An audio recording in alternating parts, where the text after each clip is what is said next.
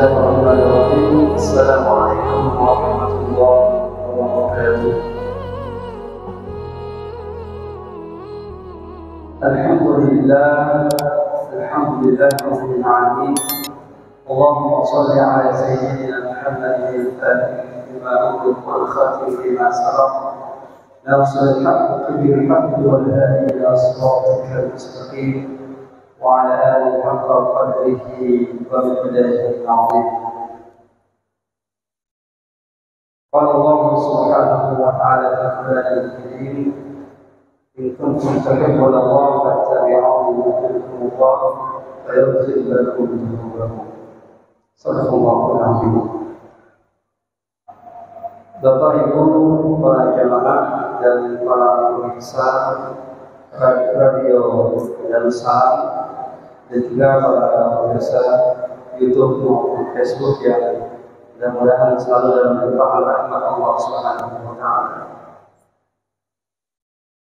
Alhamdulillah, pada siang hari ini ba'da zuhur Allah Subhanahu wa taala memberikan nikmat-Nya kepada kita.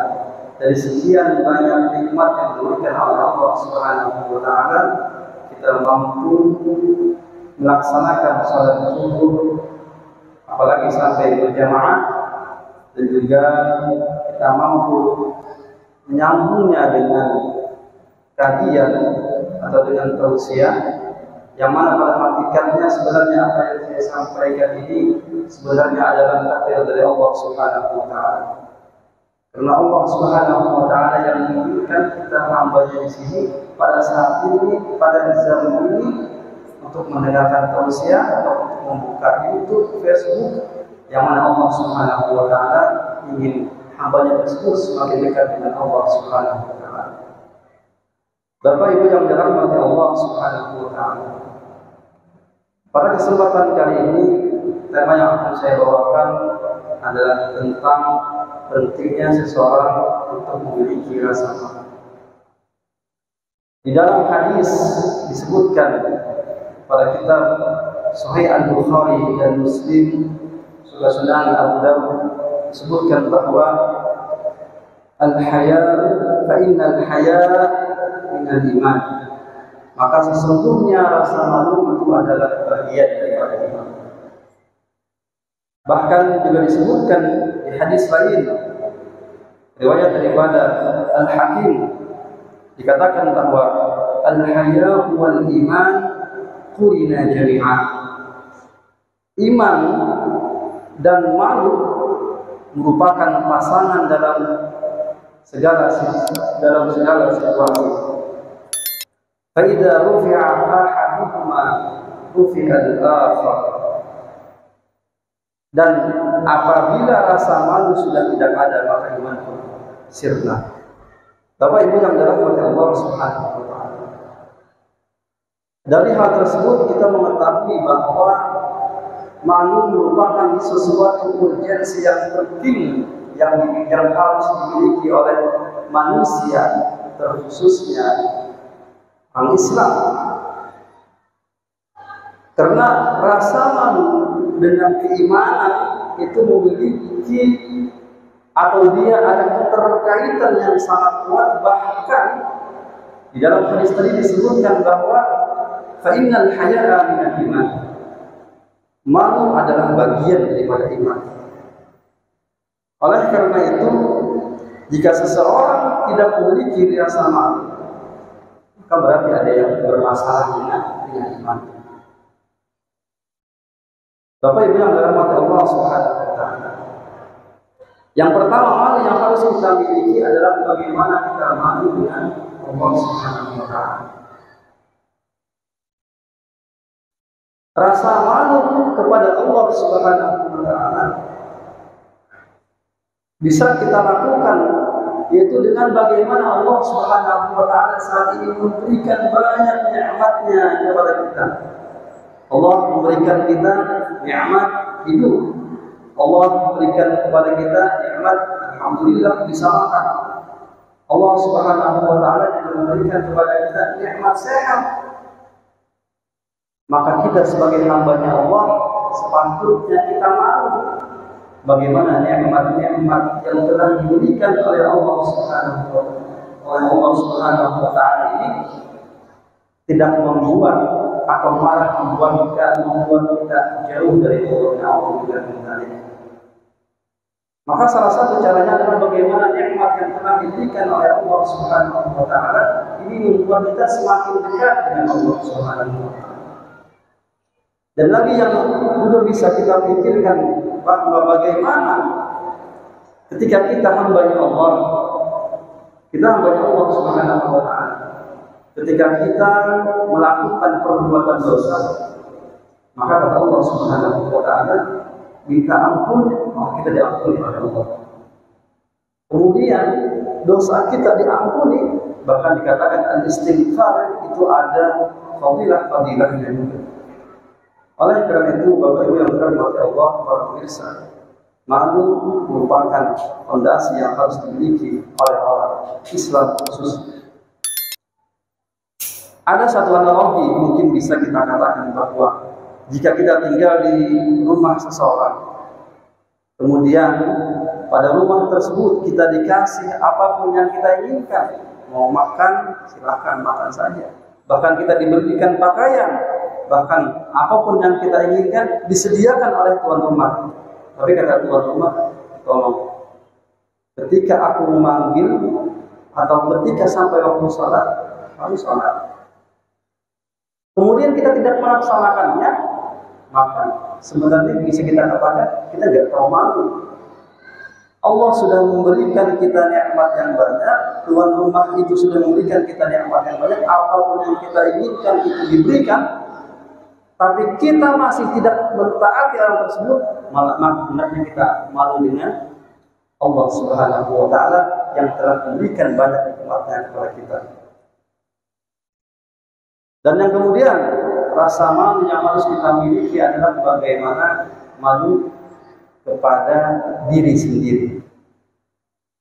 Malu kepada diri sendiri, kita di sini punya orang tua semuanya.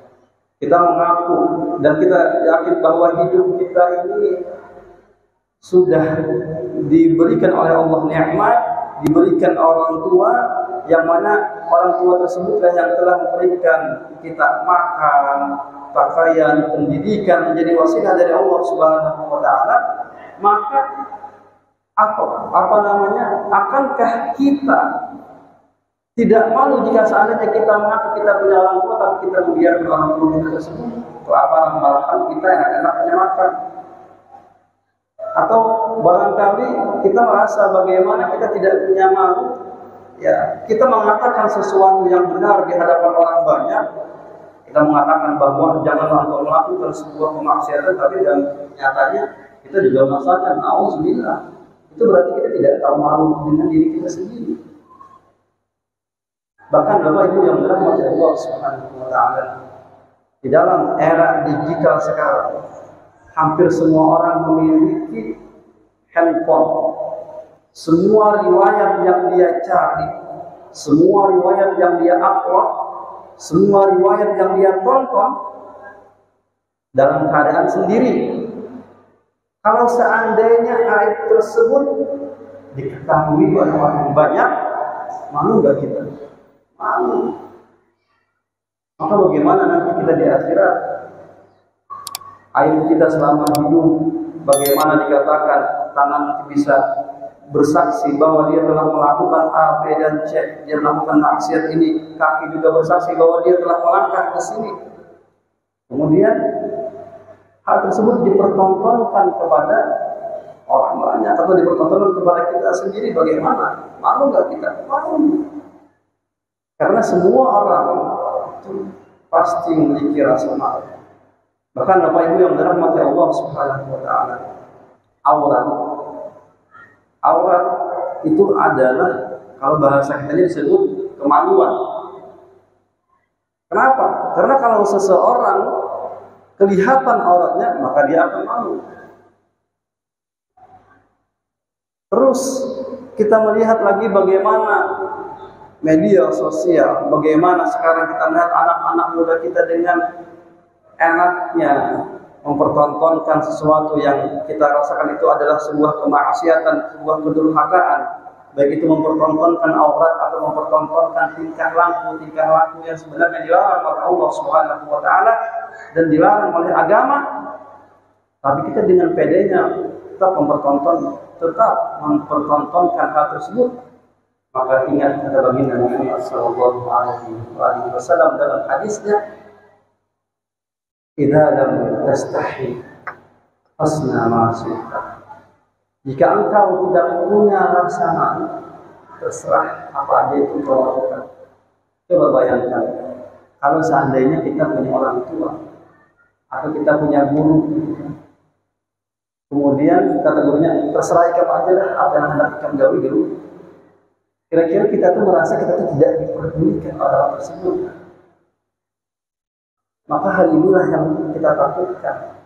Artinya rasa malu itu mesti ada pada diri. Bapak Ibu yang dirahmati Allah Subhanahu wa taala, di dalam hidup ini juga mungkin semua orang pasti memiliki aib. Ada yang aibnya cuma dia sendiri yang tahu. Kemudian ada juga aibnya ya orang keluarganya saja yang tahu. Mungkin ada juga aib yang diketahui oleh orang lingkungan sekitarnya. Maka apa yang harus kita lakukan? Maka kita sebagai hamba-Nya Allah Subhanahu wa taala, ketika kita mengetahui aib saudara semuslim atau bahkan bukan semuslim, ketika kita tahu aibnya, maka kita harus menutupnya dan jangan menyebarkannya. Kenapa? Karena kita merasa menjaga jangan sampai orang tersebut menjadi malu. Bapak Ibu yang dirahmati Allah Subhanahu wa taala, ketika kita beribadah kepada Allah, maka yang harus kita lakukan adalah ibadah dengan betul-betul kepada Allah Subhanahu wa taala, yang bukan hanya dari sisi fikih sah, tapi kita bagaimana ibadah tersebut menunjukkan bagaimana kita memiliki rasa malu yang betul-betul dengan Allah Subhanahu wa taala. Kenapa saya katakan memiliki rasa malu? Bayangkan ketika kita mau tempat para pejabat, para petinggi, presiden, gubernur, menteri, wali kota, wakil gubernur, maka yang kita lakukan adalah memakai pakaian yang bagus. Kenapa? Karena kalau kita tidak memakai pakaian yang bagus, bahkan mungkin alhamdulillah memakai pakaian yang wanginya tidak bagus, ya kan? Maka malu nggak kita? Malu. Lalu bagaimana ketika kita menghadap Allah Subhanahu wa taala? Makanya salah satunya adalah ketika kita menghadap kepada Allah, melakukan ibadah, baik itu ibadah atau muamalah antara kita dengan manusia yang lainnya, ya maka pergunakanlah sesuatu yang bagus. Kalau sholat, pakai pakaian yang terbaik karena engkau menghadap Allah Subhanahu wa taala. Kalau kau melakukan membaca Al-Quran, maka pada saat sholat lakukanlah bacaan yang terbaik. Jika engkau melakukan menyampaikan pakaian, ya kan, kalau bisa kita menggunakan wangi-wangian. Karena ibadah itu akan lebih sempurna apabila kita barengi dengan rasa malu kita yang tinggi.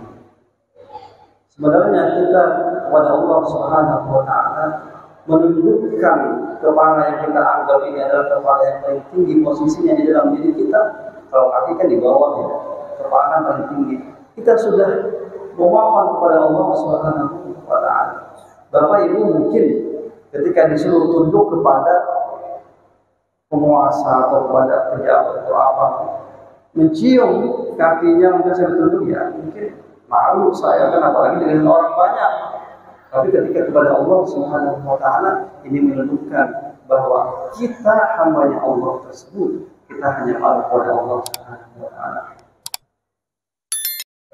Oleh karena itu Bapak Ibu yang dirahmati Allah Subhanahu wa taala, rasa malu itu adalah penting dan harus kita pelihara, dan juga kita harus melihara bagaimana aib seseorang muslim itu jangan sampai keluar, jangan sampai kita ceritakan supaya dia pun tidak malu. Karena dikatakan tadi, innal haya'a minal iman, maka sesungguhnya malu adalah sebagian daripada iman. Oleh karena itu, ma'asyiral muslimin, Bapak Ibu yang dirahmati Allah Subhanahu wa taala, mari kita berdoa bersama-sama, mudah-mudahan kita diberikan oleh Allah Subhanahu wa taala rasa malu yang tinggi sehingga kita bisa melakukan amal ibadah, kita bisa mendidik anak-anak kita dengan pendidikan yang baik, karena pendidikan yang paling terbaik itu adalah pendidikan yang dibarengi dengan rasa malu kita kepada Allah Subhanahu wa taala. Ada satu kisah daripada sahabat Nabi Muhammad sallallahu alaihi wasallam. Jadi sahabat ini ketika selesai sholat subuh, dia sholat berjamaah bersama Rasulullah. Kemudian sahabat ini ketika selesai sholat, dia langsung pergi atau dia langsung pulang ke rumahnya. Beberapa kali didatangi oleh Rasulullah, beberapa kali dilihat oleh Rasulullah seperti itu. Maka suatu ketika ditanya oleh Rasulullah, sahabat tersebut namanya adalah Abu Jana. Katakan oleh Rasulullah, wahai Abu Jana, apa yang membuat engkau setiap selesai sholat itu langsung pergi? Maka dikatakan oleh Abu Jana, wahai Rasulullah, aku ini adalah orang yang miskin, maka aku takut Rasulullah. Satu ketika anak-anak baru pernah satu kejadian kata Abu Jana, bahwa di rumahku ini anakku ini tidak makan, belum ada makanan. Tetapi di samping rumah tersebut ada kurma tetangga yang kadang-kadang dia jatuh. Maka satu ketika anak-anakku memakan. Kenapa? Karena aku pada saat itu belum pulang dari masjid. Setelah aku mengetahuinya, maka aku suruh anak tersebut mengungkapkannya. Itulah sebabnya kenapa bersegera untuk pulang dari masjid, karena aku takut jangan-jangan anakku nantinya juga akan memakan kembali kurma yang telah dia temukan. Apa kata Abu Jana? Dikatakan bahwa Rasulullah, bagaimana nanti aku malu di hadapan Allah Subhanahu wa taala? Anak yang Allah Subhanahu wa taala titipkan, tapi aku membiarkan dia makan sesuatu yang tidak dihalalkan. Aku tidak ingin dari. Oleh karena itu, rasa malu itu merupakan fondasi seseorang dan menunjukkan bagaimana kualitas keimanan seseorang. Mudah-mudahan Allah Subhanahu wa taala menjadikan kita hamba-Nya yang selalu bersyukur di dalam taat dan ibadah, memberikan kita zuriyah yang mudah-mudahan jangan sampai terlena dengan kehidupan dunia, apalagi ikut memamerkan auratnya, ikut dengan tren-tren yang bisa kita katakan itu menghilangkan rasa malu. Amin ya rabbal alamin. Akhirnya mudah-mudahan kita berlindung kepada Allah Subhanahu wa taala. Mudah-mudahan kita termasuk hamba-hambanya Allah yang muttaqin dan minas shalihin, hambanya Allah yang bertakwa dan termasuk golongan yang saleh. Amin ya rabbal alamin. Allahumma ighfir lana dhunubana wa liwalidina wa limashayikhina wa limuallimina wa liajdadina wa lijaddatina wa akhwatina wa akhawatina وقرباتنا وجيراننا. اللهم عظم ضلالك في قلوبنا وصدر الدنيا في أعيننا. يا جامع الناس بيوم لا ريب فيه اجمع بيننا وبين حبيبنا محمد صلى الله عليه وآله وسلم. اللهم استر عوراتنا وعورات المسلمين. اللهم استر عوراتنا وعورات المسلمين. اللهم نجحنا يا الله في الدنيا والآخرة. ربنا آتنا في الدنيا حسنة وفي الآخرة حسنة وقنا عذاب النار. وصلى الله على سيدنا محمد النبي الأمي وعلى آله وصحبه وبارك وسلم والحمد لله رب العالمين. السلام عليكم ورحمة الله وبركاته.